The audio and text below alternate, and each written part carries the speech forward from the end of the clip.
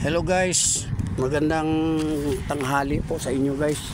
Nandito ulit ako sa Dolomite Beach. Update lang kasi di ako makakapag live dahil sa mahina ang signal. So dito lang ako, papaikot-ikot na lang ako guys dito sa tabi ng dagat. Ayan guys, so mahina ang signal, so wala tayong magagawa. Napaka lamig ng hangin sana kaso napakainit naman. Ayan guys, so malinis na yung dagat, kahit may mga kahoy-kahoy sa tabi okay lang, pero malinis na yung tubig niya. Kaya lang bawal pa rin maligo, hindi pa pwedeng paliguan. Ayan guys, malinis yung tubig. Ayan oh, ayan oh. Yun. Ayan yung US Embassy. Ayan yung US Embassy. Ayun naman yung ibang mga mga barko. Ayan yung mga barko. Ayan yung dagat-dagatan natin.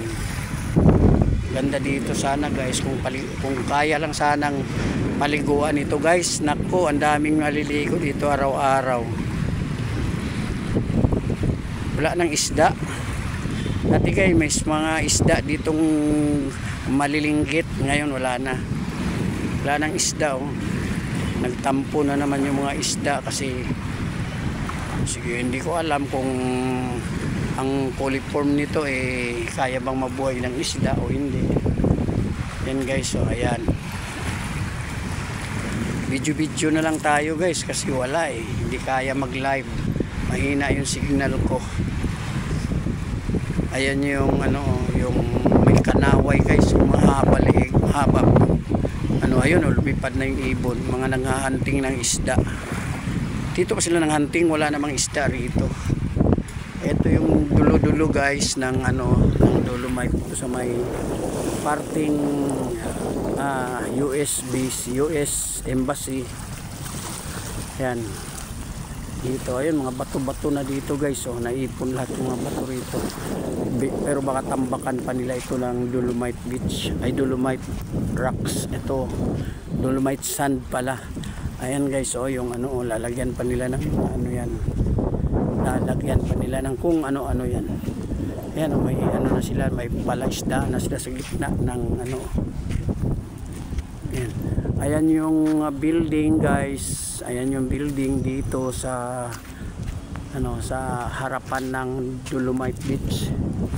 Ito na lang yung pinaka malapit na beach sa Maynila guys. Di pa ako nakapunta ng Wawa Dam. Sa susunod mapuntahan ko rin yung Wawa Dam na yan. Medyo malayo-layo kasi, kaya it takes time. Ngayon kasi mahabang oras ko bago ako mamalingki, dito muna ako. So ayan, balik tayo guys doon. Maraming may mga tao roon na baka maglilibang-libang sila roon. Naglilibang-libang pala. Iba kasi sa Bisaya yung naglibang guys Sila naglilibang lang. Yan, namamasyal. Iba estudyante nagkating. Yan guys, may estudyante dyan na nagkating siguro yan. O nag-date. Ayan. Napakainit dito guys, parang disyerto. Pero ox lang, kaya pa naman ang init kasi may hangin na malamig. Ayan guys, oh. Saan kaya nila iladaan yung yung doon yun sa may Cavite pala yun, yung tulay papuntang Bataan. Doon yun guys, sa papuntang Bataan. Dito grabe, masyadong madilim yung cellphone ko, pero at least kahit papano. Ayan guys, so yung ayan yung mga building na dito sa Roas Boulevard. Abangan nyo na lang ito guys, ipapasok ko ito sa sa Facebook. Ipopost ko ito mamaya sa Facebook at saka sa YouTube channel ko. Ayan guys, so ayan. Yan yung may mga naglulutang-lutang na mga basura. Ayan guys. Ayan yung ano rito, oh, may mama pa na nagkukuha sa ano niya, sa cellphone niya. Parang nagsi-selfie siya. Yan, oh, pwede na maligo eh. Oh. Kung tutuusin, malinis na tignan eh. Tignan lang kasi ang coliform niyan, hindi mo pa alam kung mataas pa ang coliform niyan. Meron ngang nag-feeling swimming, ayan, oh, nagpapahinga. Ayan, dito lang. Ayan yung mga estudyante. Ayan, may nagsa-sunbathing. Ayan, mga ano yan guys, mga foreigner, nagsa-sunbath sila pero bawal maligo. Kaya nagsa-sunbath na lang sila. Ayan, tayo naman dito, naglalakad-lakad sa initan. Yun, para masilawan sila sa ano. Yan guys, ayan yung ano, maganda pa rin ang ano nila, maganda pa rin yung buhangin nila. Medyo kulay gatas ang ano, bato-bato, halong buhangin. Pero sa taas, mga pebbles talaga guys, oh. Mga rocks, mga white rocks na dinurog. Saan kayang beach galing ito? Ayan guys, oh.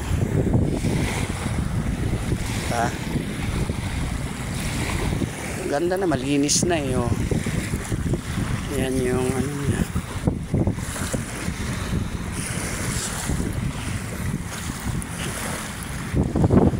Bali 3 video, pang-4 sa ano guys, sa Divisoria. Mamalingki ako mamaya.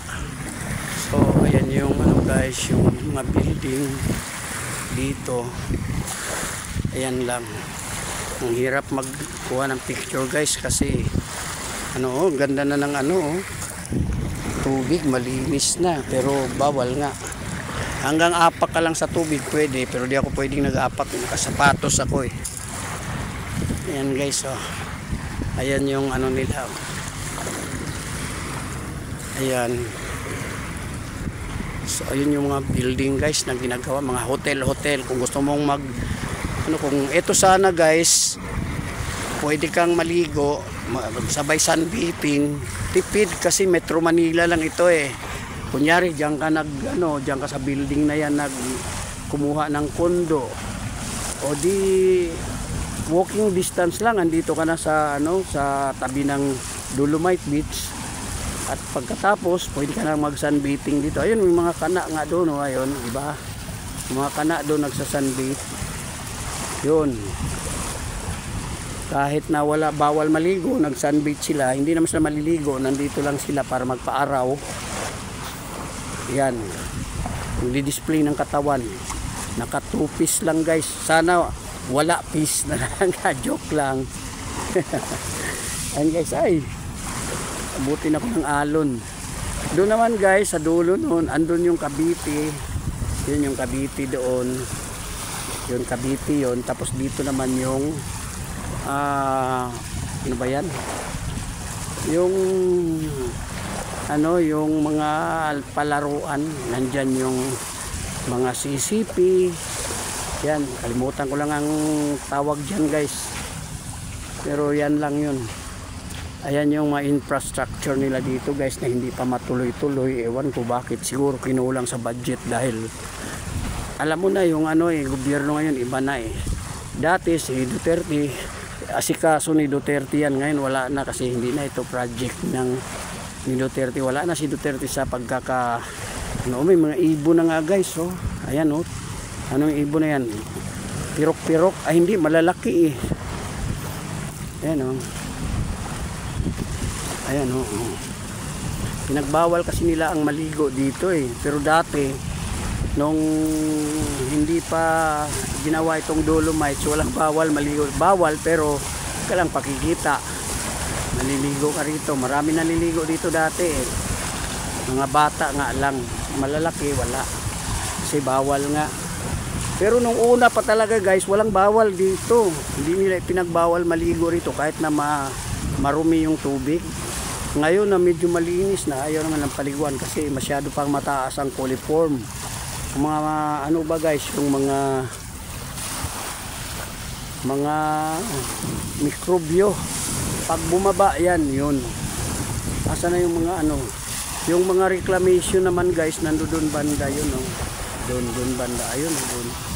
Ayun, nandoon yung reclamation area. Yang kung saan nakatutok itong camera ko guys, doon yun, ayun. Sa may SM yun, dyan, yan, dyan. Sa unahan kasi ang SM guys, ayun, yung Asia Mall, ando doon, ando doon yung Asia Mall. So tapat niyan yung yun yung mga reclamation area, yun yung mga yun. Dito walang reclamation dito, kaya dapat hinarangan nila yan, nilagyan ng reclamation, nilagyan ng hinarangan para yung basura at saka yung hindi mapunta rito. Kaya lang pag nilagyan nila ng reclamation yan, automatic may itatayong building, matatakpan na nila itong kasi maganda ito dito guys pagdating ng hapon o gabi, magdadapit hapon. Ang ganda ng araw dito guys, gumaganon, makikita mo yung paglubog ng araw, makikita mo talaga siya, utay-utay siyang utay-utay siyang bababa. Sakala mo kinain siya ng dagat, pero hindi, dagat lang talaga yan. Tapos palubog siya ba, hindi siya kinain ng dagat, pero kung titingnan mo parang kinain siya ng dagat. Kaya napakaganda tignan guys sa hapon dito. Kaya yung iba merong mga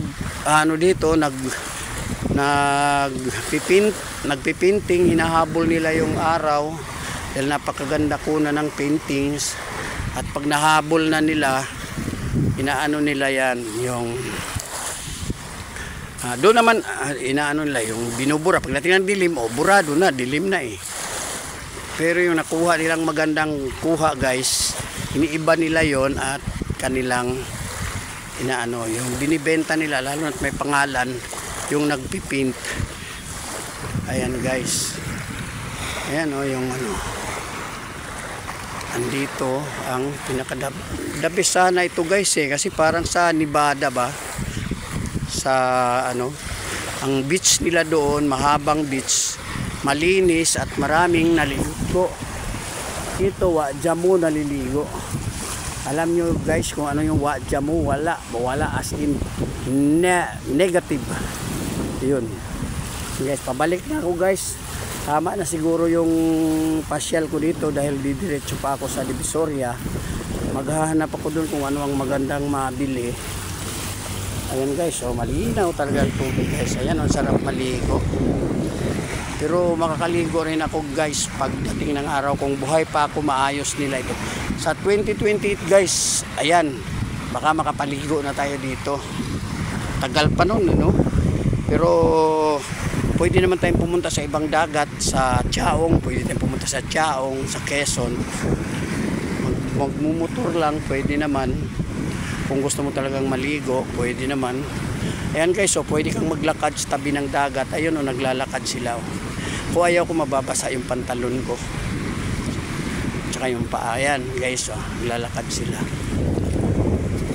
Ninanamnam nila yung nakaapak ka sa mga pebbles na mga bato.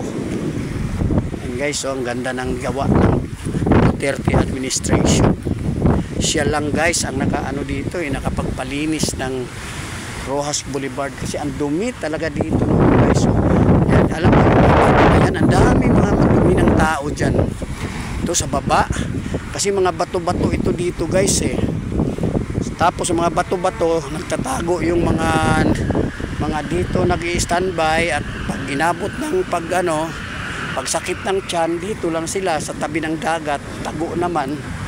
Kaya makikita yung dumi nila. Pag hindi bumagyo, nandiyan yung dumi nila, hindi makikita, hindi makukuha. Pero pag inabot ng bagyo, inabot ng alon yung dumi nila, di rin ng dagat yan. Sayang guys kung ito sana pinagtuunan ng pansin ng gobyerno. Kahit palagyan nila ng entrance ito guys, pwede Ayun yung sinasabi ko kanina guys, yung video ko na mayroong mga tao na estatwa, pero estatwa talaga siya guys, di ka pareho dun sa US na ang mga estatwa nila doon ay gumagalaw dahil tao ang nasa loob.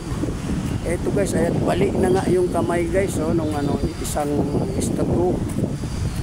Yung isang tribulto guys, bali na yung isang kamay. Siguro kinahoy kasi tanso yata yan. Ayan guys, lapitan natin. Ayan guys, oh, tanso eh. Siguro kinahoy. Yan, sinino yata ito, hindi ah. Panahon ito ni General MacArthur. Yan, ito. Uy, si Magellan ba to? Ay, hindi. Panahon ito ni General MacArthur. Guys, dilim kasi guys, hindi ko makakita eh. Ayan guys, oh. Ayan sila guys. Yan yung mga estatwa. Ito guys, bali na ang isang kamay. Kasi ano na eh. Ayan oh. Wala na yung isang kamay. Kinahoy na ng mga taga rito. Binenta sa ano, binenta sa si tanso eh. Kaya binenta sa tansuan, sa junk shop. Nasa junk shop na yun guys. Kaya hindi mo na makikita yung kamay niyan. Okay guys. Ilang ano na ba ako? Ilang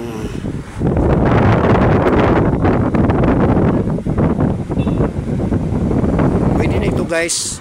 Tuloy ko na lang mamaya, okay?